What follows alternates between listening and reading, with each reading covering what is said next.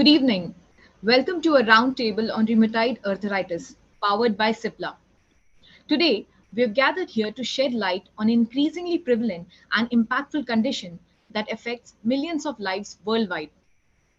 Rheumatoid arthritis, or RA, is a chronic autoimmune disease characterized by inflammation and pain in joints, primarily targeting the small joints of hands and feet. However, it can also affect other parts of the body, including the lungs, heart, and blood vessels. RA is also caused by abnormal immune response, where the immune system mistakenly attacks healthy tissues, leading to chronic inflammation and joint damage. The exact cause of autoimmune response remains unknown, but it is believed to involve a combination of genetic, environmental, and hormonal factors. In recent years, India has witnessed a concerning rise in the prevalence of rheumatoid arthritis. With a population of over 1.3 billion people, the burden of this condition is significant. The current scenario in India reflects the urgent need for increased awareness, improved access to healthcare, and enhanced support systems for those living with rheumatoid arthritis. In this panel discussion, we aim to discuss and address such issues, challenges ahead on. Joining us for the discussion, we have with us Dr. Santosh Mandal. He's a consultant rheumatologist, RTIICS, Mukundapur, Kolkata. We also have with us Dr. Anupam Wakhlu. He's a chief consultant, clinical immunology and rheumatology at the Apollomedics Superspeciality Hospitals, Lucknow. We are also joined by Dr. Paul Antony. He is a HOD and Assistant Professor, Department of Rheumatology, Amala Institute of Medical Science, Thrissur. Also joining us today is Dr. Nagaprabhu. He's a consultant rheumatologist, Sakthi Rheumatology Center, Ramanathapuram, Coimbatore. Another panel joining us, Dr. Rahul Jain. Dr. Jain is a consultant rheumatologist, Narayana Multispeciality Hospital, Jaipur. Last, we have with us Dr. Nilesh Nolkha. He's a consultant rheumatologist, Nirjara Multispeciality Clinic, Kandivali, West Mumbai. Once again, I extend a warm welcome to you all for this panel discussion. I would like to start with Dr. Santosh first. Dr. Santosh, so when we talk about the treatment options here in India, when we see what are the consequences of inadequate or unaffordable treatment options for the patients with rheumatoid arthritis in India? Yeah, I think the current treatment or medications which we have available here in India, I think most of our patients, I think we can treat with those current medications, like including the conventional synthetic DMARDs, even including the most of the biologics which are available here, and also the JAK inhibitors which are available. I think more than 90% of the patients we can treat with those medications only. There are few, I would say around 5 to 10% of patients who are resistant to these medications. And that is where I think this costly medications and all come into the picture. So that is where we really need help. We are like most of the patients not be able to afford those medications. But otherwise, I think more than 90% of the patients we can treat with the current medications and everything, whatever is available in our country at an affordable price, I would say. Thank you, Dr. Santosh, for introducing to that. And going forward, I would like to ask, my next question is to Dr. Anupam. Dr. Anupam, when we talk about the current, like the medicines available here in India, how would you describe the current availability and affordable quality treatment for rheumatoid arthritis in India? As Dr. Santosh also highlighted that. Thanks, Riddhi. Yeah, I agree with Santosh. I think we have a set of targeted synthetic disease modifying drugs and the conventional synthetic DMRs. And I think I wouldn't talk about the villages and things like that, but I think even in the smaller cities, the medications are reasonably well available. And most of the medications are pretty affordable. I think maybe of the lot, sulfasalazine is a little costly, I guess. But other than that, other medications are fairly affordable. The targeted synthetic DMRs are also fairly affordable. The biologics, which is needed for a small minority, maybe 10 to 15% patients. They're costly. The prices have come down dramatically, but they're still fairly out of the reach of the common man, so to speak. Thank you, Dr. Anupam, for highlighting that yes, the rheumatoid arthritis, the medicines here in India is not so easily available, and that needs to be taken care about. Dr. Paul, coming to you in the same lines, in your opinion, what exactly is a major challenge which is faced by the patients in accessing the medicine and even the good quality treatment for the rheumatoid arthritis, and what are the different cases you might have come across? One of the problems that we face is that probably the patients live a little bit far away from us. Rheumatologists are not a very big community. We are a very small community even now. So many a times people find it very difficult to access a rheumatologist. Second thing is referral to a rheumatologist. That also becomes a challenge because many times patients don't know that we are the ones who are supposed to be treating rheumatoid arthritis. It may not be the general practitioners who treat. Many a times they treat. And specifically with rheumatoid arthritis, the referral to a rheumatologist early is very important because rheumatoid arthritis responds well during the initial stages. And if you lose the initial few years, it becomes very difficult to treat. Then again, the problem comes when the patient has to take the medicine for a long time. Many times patients believe that if they take medicines for a long time, they have side effects. So they stop using these medications. Fortunately, as Anupam sir said, this availability of the drugs is not that big a problem in most parts of India. And cost, if you consider other countries, is relatively little bit better, except for maybe the biologicals. But access to the rheumatologist remains a challenge even now in most parts of India. Maybe not the medicines as such, but the adherence to medicines definitely is a challenge. Thank you, Dr. Paul, for bringing out to that. Dr. Prabhu, I want to come to you. As Dr. Paul said, like a lot of people are not even aware that they are supposed to be get treated by a rheumatoid arthritis specialist. And when we talk about the medicines, it is a different case, like as well. So, do you believe that there is a need for increased awareness regarding one because of the rheumatoid arthritis, the disease itself, and also the importance of affordable and quality treatment, that they can actually reach out to hospitals or to their treatment officials and ask that they can get a good and affordable treatment? So is it is it a right way of creating awareness is important, do you think so? Yes, good evening to all. See, basically, our association, Indian Rheumatology Association, is taking a big step towards this, creating awareness about rheumatic diseases among the public. See, the numbers are very huge. Basically, our population is somewhere around 1.4. It has crossed this 1.3 billions. And we have our own Indian statistics which say that more than 1% of the population have rheumatoid arthritis, leave alone the big chunk of other diseases we see. So that comes to somewhere around 1.4 crores of rheumatoid arthritis patients in our country. So how many rheumatologists are there? If you take our people who have been registered in the Indian Rheumatology Association, the numbers somewhere are dwindling between 1,000 to 2,000. So which means in a lifetime, a rheumatologist has to take care of around 1 lakh to 2 lakh of rheumatoid arthritis patients. So it's literally not possible. So to create awareness about this rheumatoid arthritis patient, it needs a big effort from the nation itself. See, recently the ICMR had published, it is requesting research in various fields. Unfortunately, rheumatoid arthritis doesn't penetrate into the concept at all. We have rheumatic heart disease, which is very, very rare nowadays, and they are asking for research to improve the quality of life and all those things. Unfortunately, rheumatoid arthritis is really short of that. So this awareness creation is important from the patient point. They should be treated well. We have to create awareness among the general practitioner itself.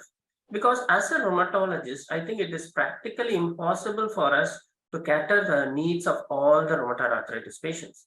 So we need to educate our co-colleagues, MBBS, MBBS, MD people, all those people who are the go-to them for these patients.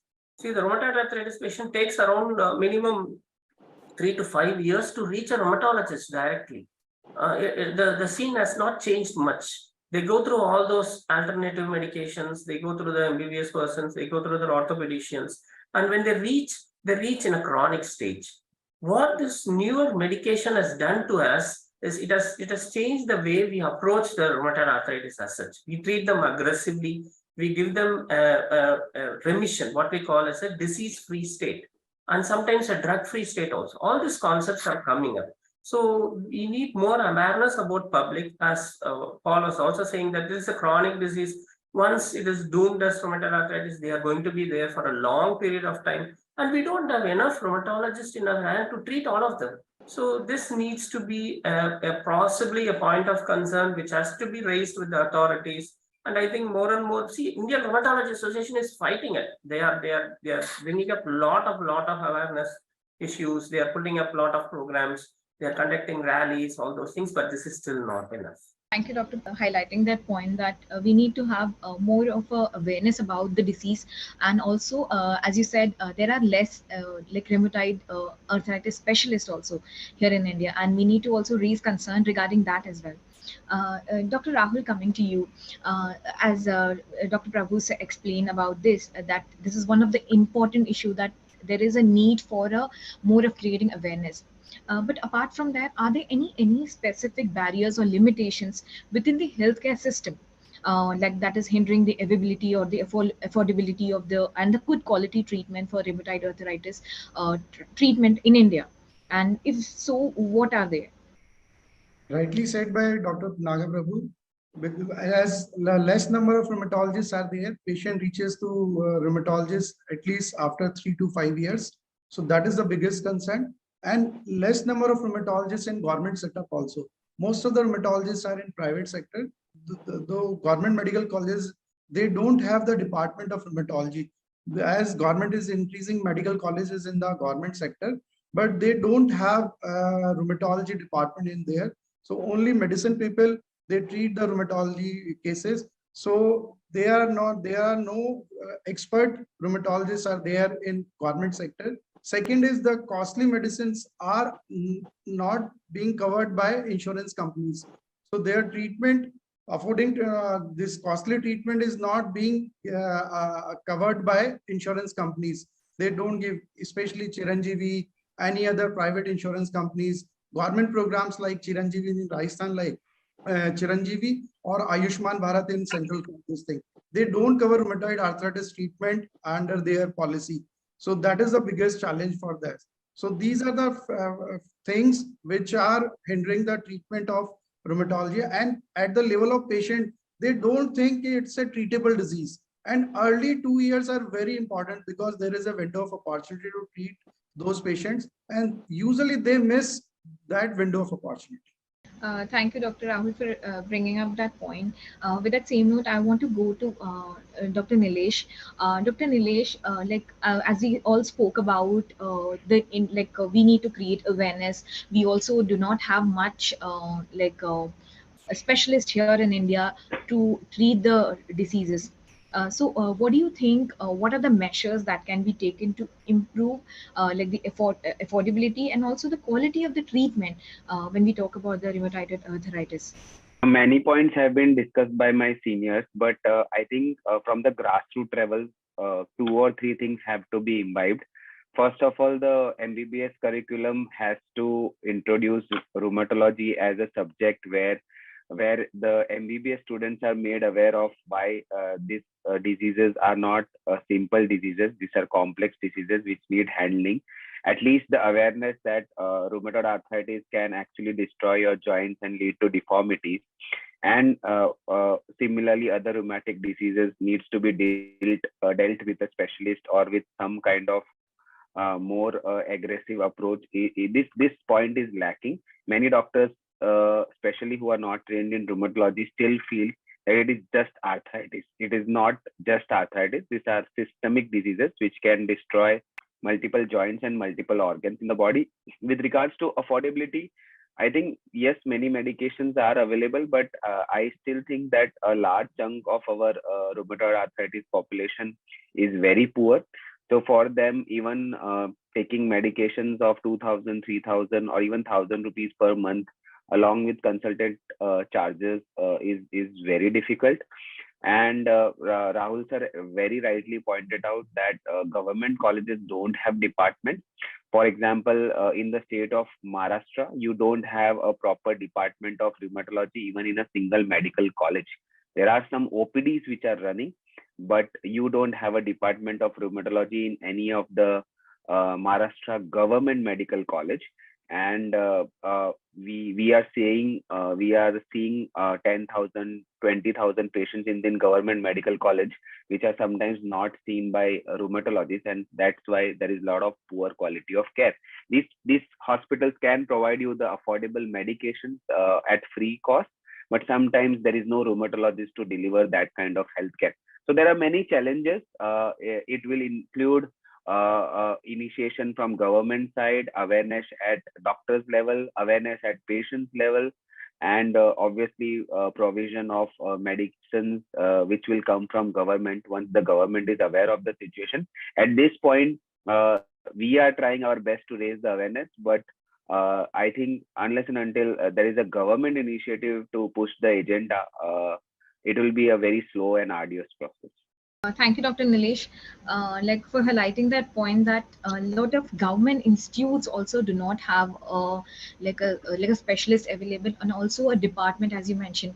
And when we talk about the treatment, that is little far. Then, Dr. Santosh, I want to come to you and ask in the same lines, like as a healthcare professional, like how can we can include rheumatologist and also contribute to the awareness, and also like as you as being a specialist, can you also like in your hospital, can you also bring, when you bring in patients, do you also have such options that you can also reduce their treatment and also give them a good quality treatment? Are these such kind of a treatment available, and can this be improved further? Yeah, I think that is what I would like to say is regarding awareness first. We do have the opportunities, and we definitely have been trying. IRA has been pushing forward. I think every month we have a message or a mail from IRA regarding we have like scleroderma day. We had few days previously. We had a Sjogren's awareness, and prior to that we had the rheumatoid awareness and angst awareness. Practically every month, I think all of the rheumatologists in our country try to increase the awareness, one, among the patients, two, among all the, I would say, students, those who are doing their MBBS or those who are doing their MD or DNB in private setup like my setup, and like in government setup also. And so we have been trying to increase the awareness. We have been trying to include the media into all the everything, even the papers, newspapers, and all the I think the online media also. So that is, we have been trying to do our effort from our side, but I think still we are limited to like cities only. That is what I would like to say. We are just limited to bigger towns and cities. There are still, I think, more than 75 to 80% of the population, we are still not reaching to them. I think we need more outreach programs, more outreach, I would say awareness programs, where I think we can go ahead and do that. Many a times logistically it's not possible by me being in a private setup, and many a times we're not able to devote that time because of the such a kind of a caseload in our practice nowadays. So I think one, we should definitely need to increase the number of rheumatologists, specialists, I think one. Second is that definitely government medical colleges and government should take an initiative to make departments available even if all the medical colleges, I think, if have it starts a rheumatology department, I think they'll have a far better outreach than from someone who is in a private setup, because you have practically now medical colleges which are there in every district now. So if every district has a rheumatology department, and if they start an awareness program there, so that will definitely increase the awareness among the general population, among all the students who are doing their MBBS, MD, or DNB. So that is definitely one thing. And regarding the affordability of the treatment, being in a private setup, giving concessions. We can give concessions from our side regarding our consultation charges and all that. Definitely, I have an independence. And being in, I am associated with Narayana Health.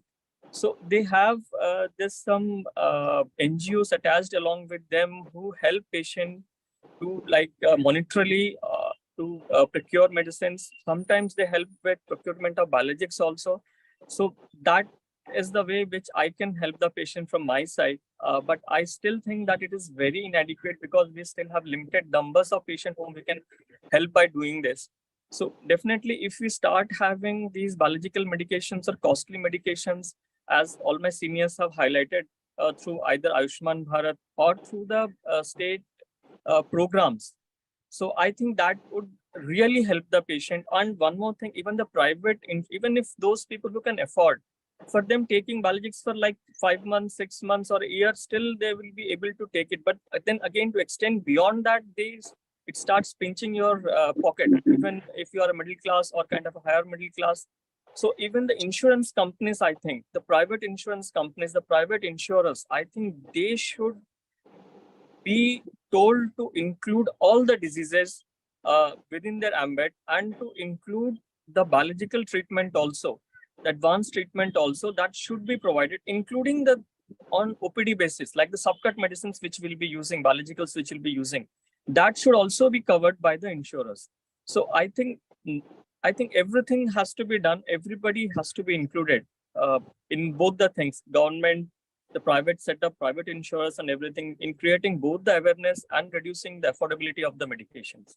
Thank you, Dr. Santosh, for talking about that. Like different points have you mentioned that we need to also work on our insurance policies. We also need to work within our organizations to bring up like options for treating the patients as well.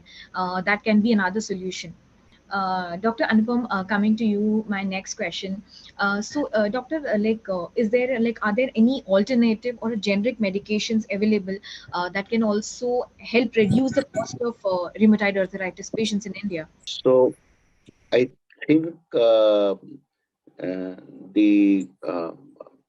medicine facilities run under the central government. I think the under the guidance of the Honorable Prime Minister, I think they have facility for disease-modifying drugs now. A lot of patients have told me that.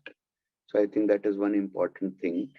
I'm not really aware whether you can get generic non-company medications in the market. I think by far and large, all of them belong to one company or the other. I think most of the companies for majority of the medications have done a pretty good job in bringing down the prices.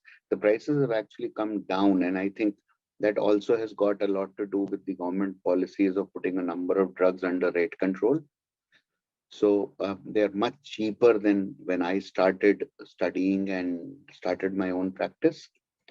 Can there be generic medications? Look, the fight between branded and generic medications is an ongoing one, and there's a lot of talk about it. I just think branded medications are something that are brought into the market by one specific company. And I see no reason why there cannot be a public-private partnership between the companies and the government in bringing any branded medication to the public at an affordable cost. There's another thing that we doctors have often pointed out, I think all the panelists would agree with me, is the gross difference for the costlier medicines in terms of what their maximum retail price is and what they're finally made available to the public. So I think that brings a bad name not only to the doctors, but also to the pharmaceutical industry. And that's something that I think a lot of us doctors have repeatedly implored various companies to not have that difference.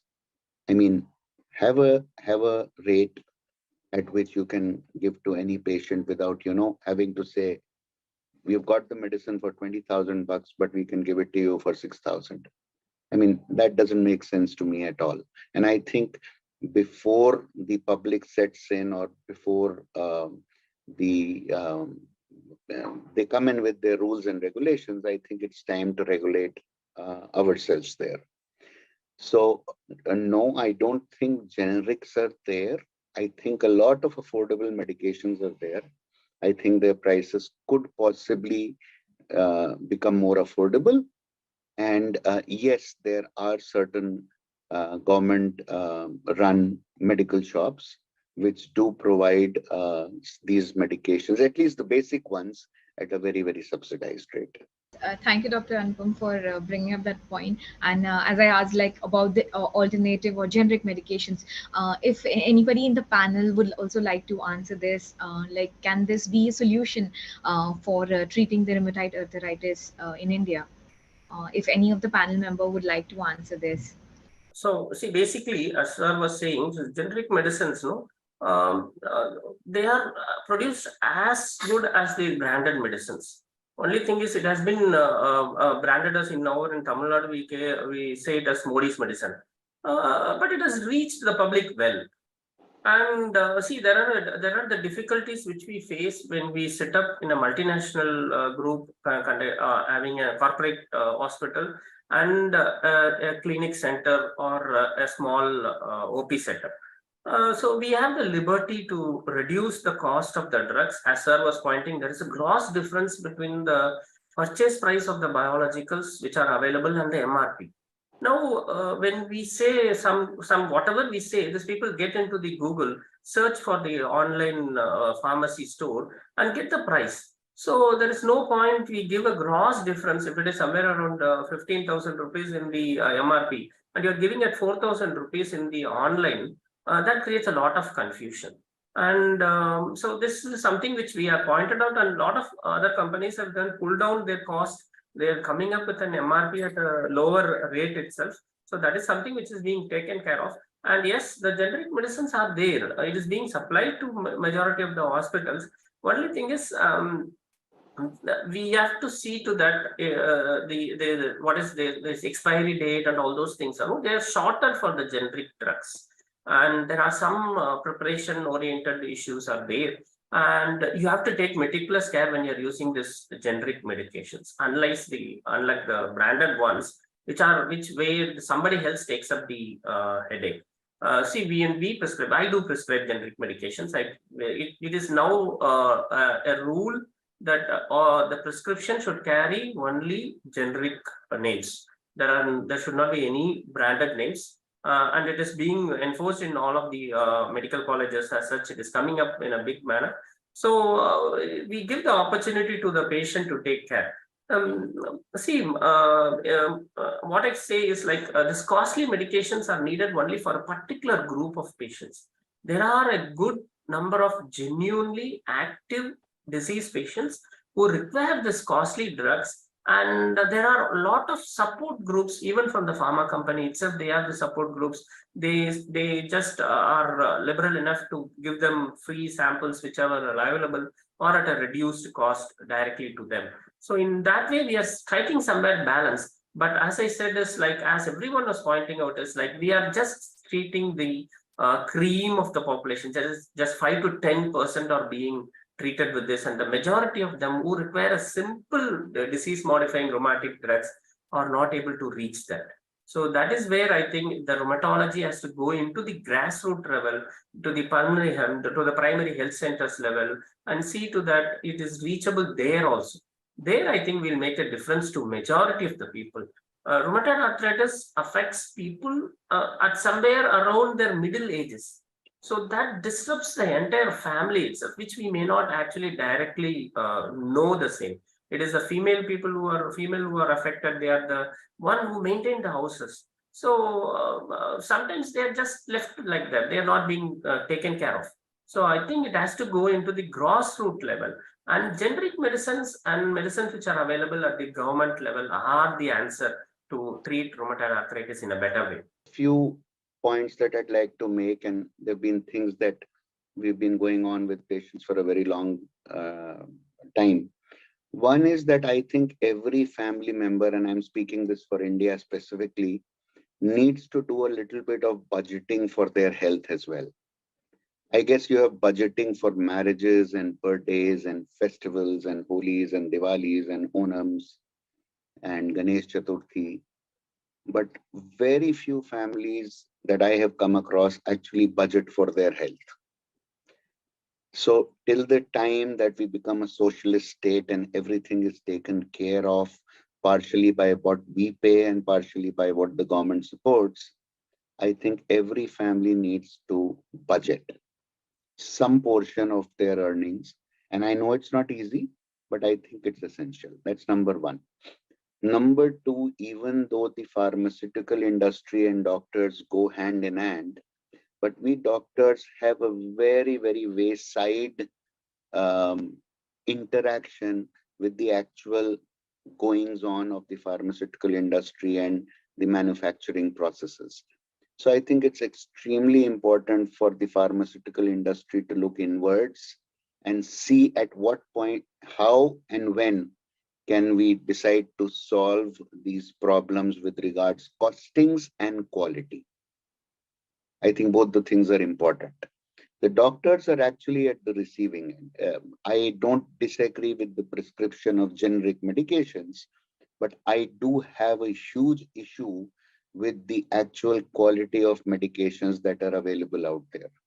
And if the doctor's prescription and his treatment are responsible for the outcome of the disease in his patient, then the doctor is answerable.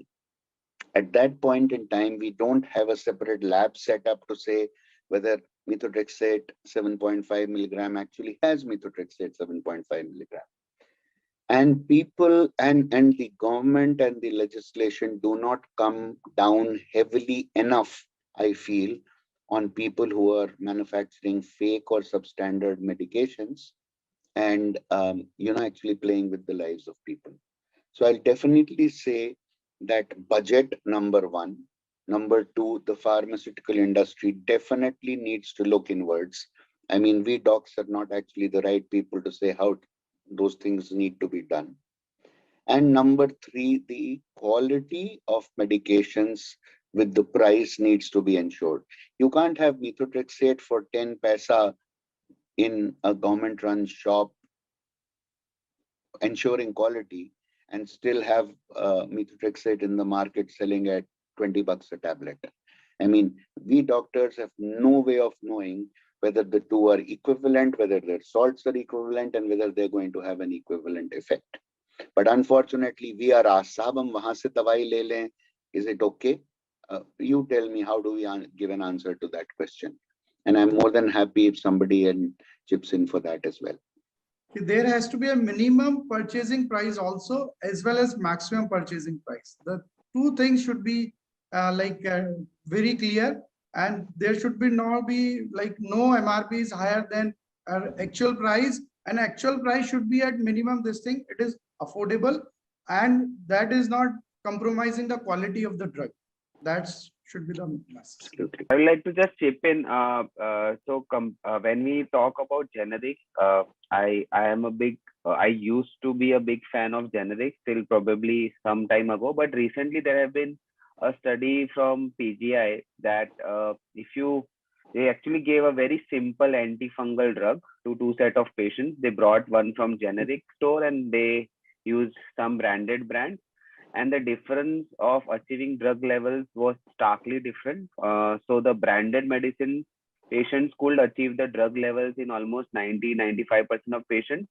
And in the generic arm, they could only find around 28% of the patients achieving the required drug level. So this is huge. This is coming from a government center which has done its one of the kind study comparing the market generics versus the branded drug for a very common indication. Now, this antifungal drug is very, very common drug known as itraconazole. So this has really shaken the belief that how do we tell that what you are taking is the right drug? There have been previous anecdotal reports that generics don't work, but I have had family members where they have taken generics. The biggest problem is even there may be some branded formulations which are not working well, or they may have quality issues.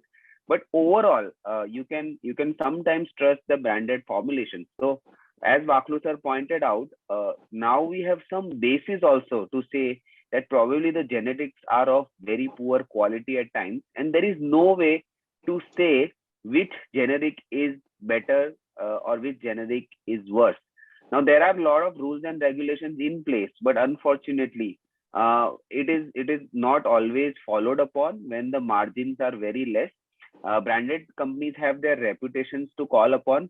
Unfortunately, whenever you are going to buy a generic medications, many a times you will keep on getting different brands altogether, and you don't even know which companies are manufacturing them. So there is no quality control, there is no branding recall, there is no initiative on those companies and to ensure quality, and somehow they are able to pass through the loopholes available in the system, and this creates a lot of issues for our patients. So I think again and again, the same point, that government has to take a big initiative, and we hopefully will be able to push the government to get into this sector and probably do something for our patients, and that appears to be only way forward for making this affordable in the long run.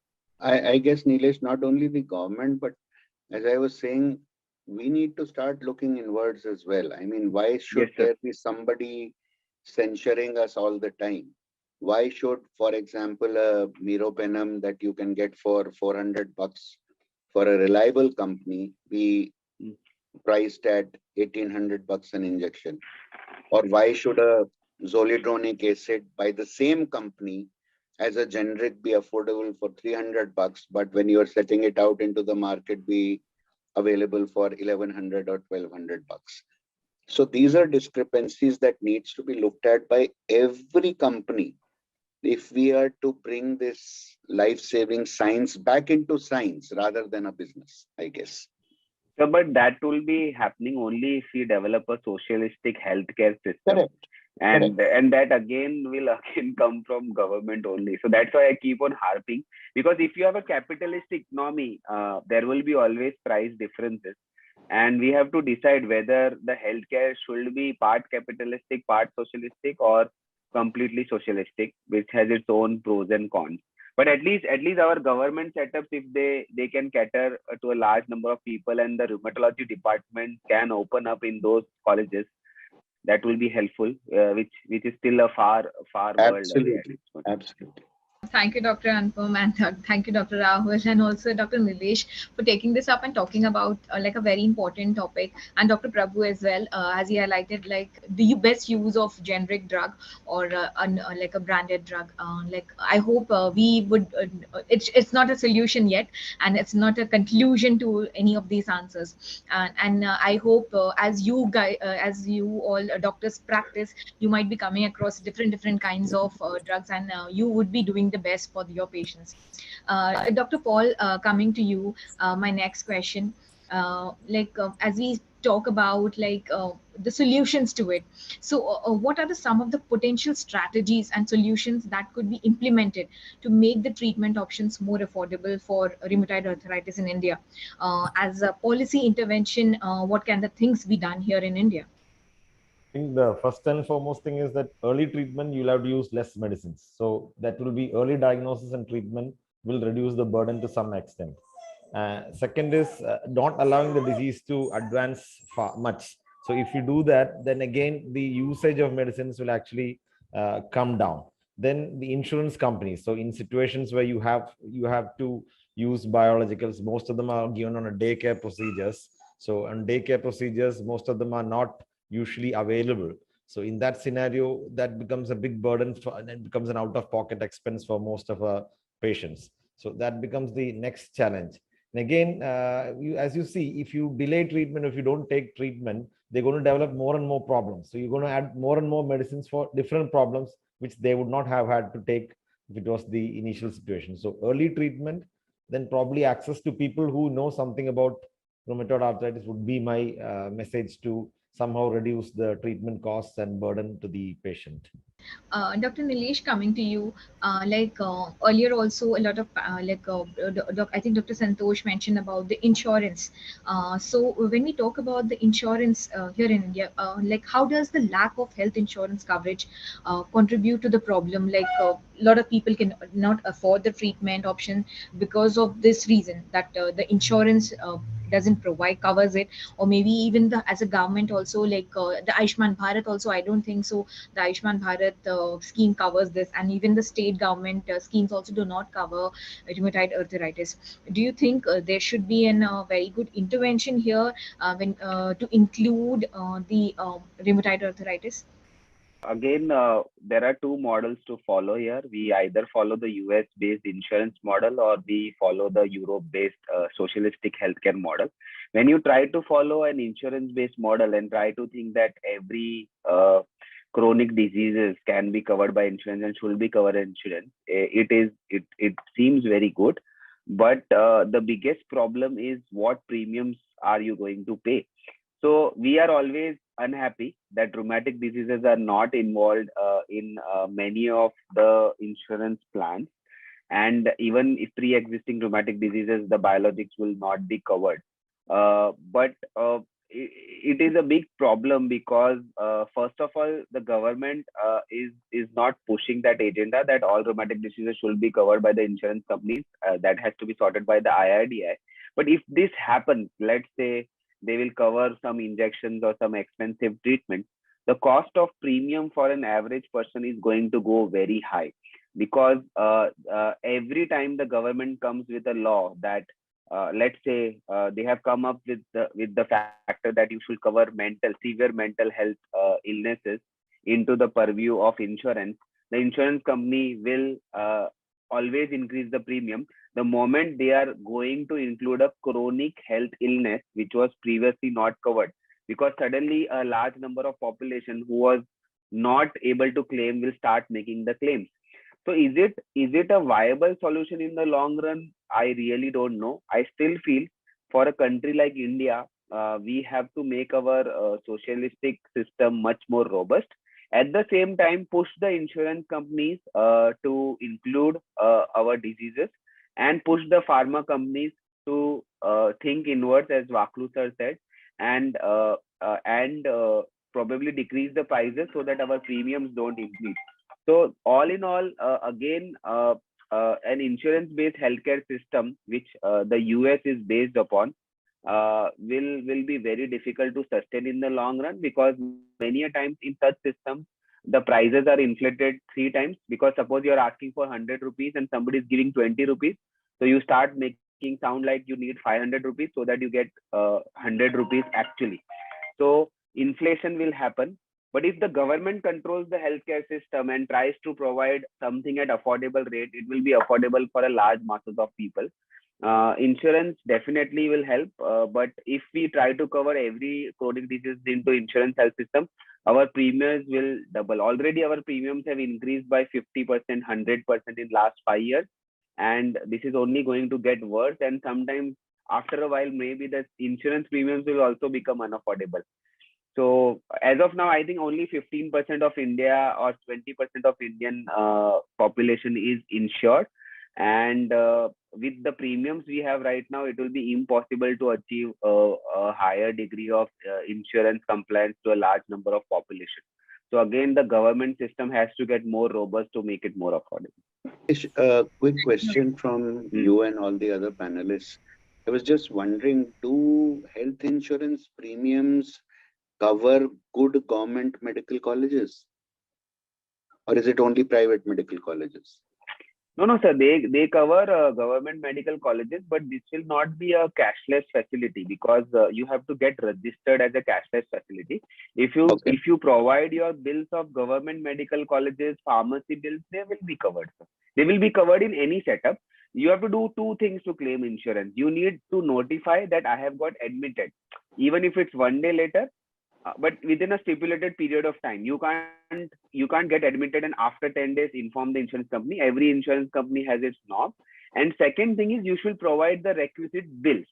In government hospital, for example, in Mumbai BMC hospitals, you don't have to pay much actually, because your bed is free, your medicines are free. What you will end up with some bills is some medications which are not available, or you may end up with, for example, you have to get a blood product. So they may take a processing fee, which is again a nominal fee.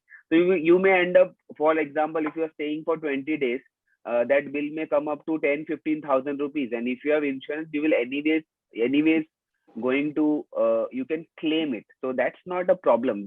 They are covered, but you will not get a cashless facility, because for cashless, they need to have a registration of some kind with the insurance companies. And again, whether a cashless facility is really needed in a government setup with such low cost is again a question.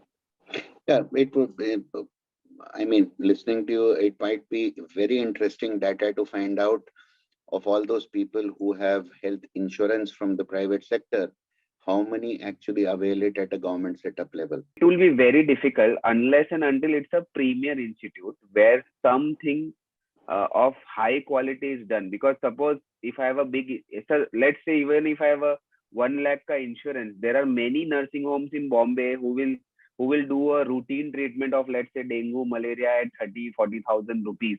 And the quality of government hospital is very, very very, very difficult. Let us just not say anything. Let us just say that sometimes the going gets tough. Yeah, it's very difficult basically. Yeah, I did not say anything. So it will be difficult for a person who can afford any kind of private treatment to go to a government setup, especially if he does not have to pay out of pocket. So cashless schemes give them that leverage. Maybe any other panel would like to answer this question, that are there any other countries who have achieved a good treatment, provided a good quality treatment or an affordable treatment to their countrymen, and that is like can be a good example for us? India stands apart. Taking medications from HIV medications which are pretty costly outside, and we have provided them at affordable rates years before. And you cannot imagine any of the biologicals which are available at the cost like what we have now to get it in any other country outside. See, the only point is we don't have a structured system. We don't have an healthcare system which is like a unified, as everyone was talking of. The government has to have an infrastructure, and government has to see to that every rheumatoid arthritis patient is taken care of. That is the only point we are lagging. But as of the thing, I think nowhere else in the world you might find such a quality medications which are available at an affordable price, and we have an excellent team of people who are there, who are heading up their departments, who are heading up our association and all those things. So I think we stand apart. I mean, the point we lack is we don't produce data, which is also being now cornered up. We are getting enough scientific data from nook and corners of our place. So I don't think nobody else can replace us. And I hope India would also set an example very soon. And we are already setting an example in terms of different kinds of diseases here in India. And very soon it would be the rheumatoid arthritis also. Coming back to that thing, we do have Ayushman Bharat schemes having specific rheumatology codes. And you can use those codes to help these patients out for very severe manifestations. So to not criticize the government too much, there are some initiatives. I think the policymakers will have to push the government to include more indications of rheumatology into that. But there are already certain codes available for rheumatoid arthritis and lupus patients in rheumatology. So government definitely has the eye on it. Let's hope that situation gets much better with time. Dr. Paul, coming to you, like as we have discussed about like affordable treatment and the quality treatment. So, what do you think a role of a pharmaceutical companies can be in to play, like for ensuring an accessible and affordable and a good quality treatment for all the rheumatoid arthritis patients? I think a few points have already been discussed regarding the MRP, the issue, the discrepancy with the MRP and the actual landing cost for the medicine. So that could be one area which the pharmaceutical company can really address, why they have to have that kind of a system where the drug is available for a cost and the MRP is 10 times the cost. So that is one thing I think the pharmaceutical company really has to have a look onto that. Otherwise, the pharmaceutical industry in India is actually very good. And I think we are getting very good medicines at relatively less cost. I don't think anywhere in the world they would have medicines at these kind of costs. But certain medicines, the MRP landing cost issue remains a huge concern. And there are support programs from various pharmaceutical companies. Even the multinational companies do have certain support programs where they give medicines and there is a supportive second medicine is given free of cost at a reduced cost. So something like that for the innovative medicines to actually make it more affordable for our common man. Coming to almost the end of the panel, I would like to take one question for all the panelists here. Based on your expertise and experience, what are the top 3 actionable recommendations would you suggest to address the issue of affordable and quality treatment for rheumatoid arthritis? As we close this panel, Dr. Santosh, I would like to start with you. Yeah, definitely. First, I would say is to expand the ambit of rheumatology to all the district, to all the government hospital. I think that should be one, because that will lead to increase in the number of qualified persons who can treat rheumatology. So that is one thing that would definitely be number one. Second is when we were talking about including the rheumatic diseases in different types of insurance, different types of state schemes and central schemes. Definitely that should be done. And third, I would say regarding, we had a discussion about the difference between the MRP, the printed MRP, and the available the price at which ultimately the drug is available either to the hospital or to the patient. So I think even that difference should be controlled, and its margin has to be put that it should not be more than that. So I think I would say these 3 things would definitely help. In one, increasing the awareness. Second, in making the treatment more affordable for everybody. Dr. Anupam, your take on this. So, Riddhi, I believe charity begins at home. And so I strongly feel that we need to start budgeting. It's good to be dependent on the government and the pharmaceutical and everybody, but please budget a little bit of your day-to-day spending for your personal health. That's number one. Number two, I very strongly feel that this is the time to start looking inwards for the pharmaceutical industry. I think it's organized, but it's chaotically organized the way our traffic is in India. Everybody seems to find their way, but at the risk of practically killing each other on the street. And number three, I think it's important for the government to look into a number of things, keeping all the opinions from all the stakeholders in mind. It doesn't have to be something that you don't have to go for the jugular or the carotid artery to set things right. I think you can take opinion from everybody. I think the Honorable Prime Minister has talked of Ayushman Bharat. Ayushman Bharat is not only about longevity of life, it is also about a potentially healthy life. And you don't want to become a cripple with joint disease or autoimmune diseases. So they definitely need to start including some of our diseases into their treatment programs and move forwards on that. Dr. Rahul, your take on this. At the patient part, there is nothing free in this world. So patient has to think about their health, and they should take insurance or something else. They should not be dependent on the government. Second thing, the referral or patient reaches to rheumatologist as early as possible, because early best treatment which is effective in the terms of quality and affordable. These are the things, and treatment is to be regular treatment. So these 4 things are very important. Early, best treatment, quality treatment. Third thing is effective, quality in terms of quality, and affordable. That is more important thing. So MRP should be, should not be a big gap between MRP and purchasing price. So that has to be reduced by pharmaceutical. That is my take. Dr. Paul, your take. My suggestion would be like we were talking a lot about the generics.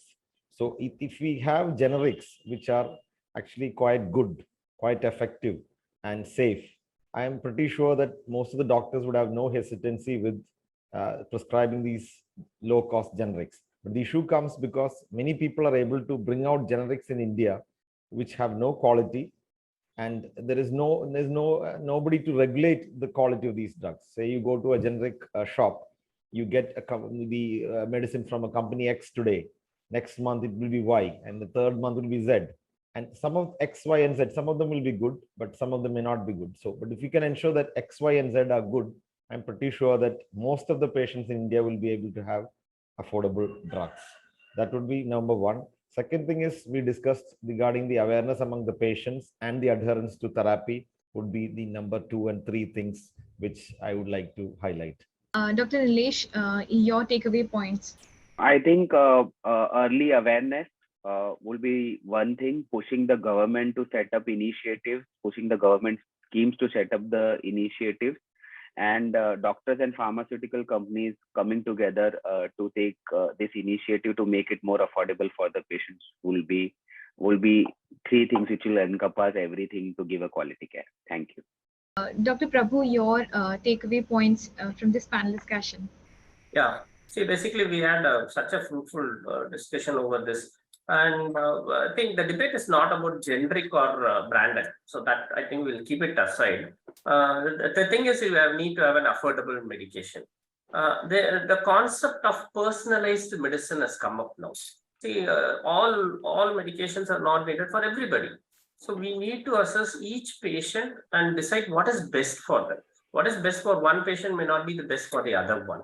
So as a person, I sit down. When I see a 20-year-old, I talk in a different way. When I see a 40-year-old, I talk in a different way. 60-year-old, it is a different. 80-year-old is a different. Everyone is the same, but the need for them and what we need to achieve with them, how long are they going to continue the drugs, or some things which we need to take care when we start advising them. The problem is they come, see a rheumatologist, and then go away. They go for all other forms of treatment and then come back again. So that is where I think as a rheumatologist, I take on that, like that, I need to talk to each of them, ensure that they reach the place, they reach the correct destination, they complete their family, they have a good quality life. So personalized medicine is the need. And 2 is something like as an Indian thing, like we are still following some other people's guidelines. We are following this NHS guidelines, we are following this ACR, ULAR guidelines. I think this time, see, people are working on it, but I'm just putting it across that we should have our own guidelines. Somebody should not market and say that this is the best drug for you and you have to use it. That is not the point. So we should have our own guidelines, and the guidelines which is fitting the north may not fit the south.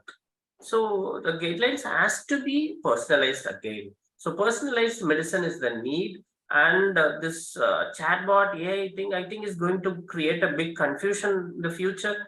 Whatever we are going to say, it is going to be negated by them.